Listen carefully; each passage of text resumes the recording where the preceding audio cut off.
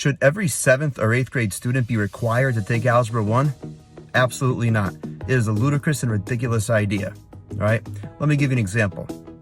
The average walking age at which a toddler or infant takes his or her first steps is approximately 12 months. Some sites say 13 months, but around 12 or 13 months, babies typically take their first steps, right? So, but there's a couple of early walkers. Some kids can even walk as early as 8 or 9 months. They just develop faster.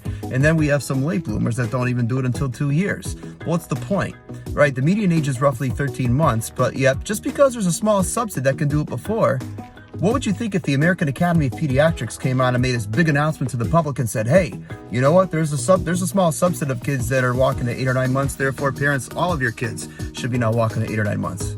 What would you say to that? Society would write them off as a bunch of quacks, right? But yet we have administrations all over the place now saying, you know what? Every 7th grader, every 8th grader is capable of taking Algebra 1. No, they are not.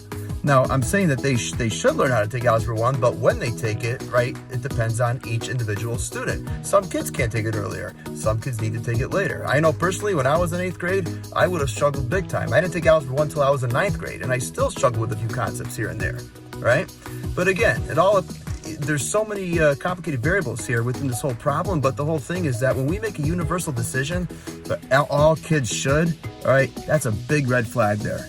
And every administrator and every administration should recognize that. And when they can't, in my opinion, that's really sad.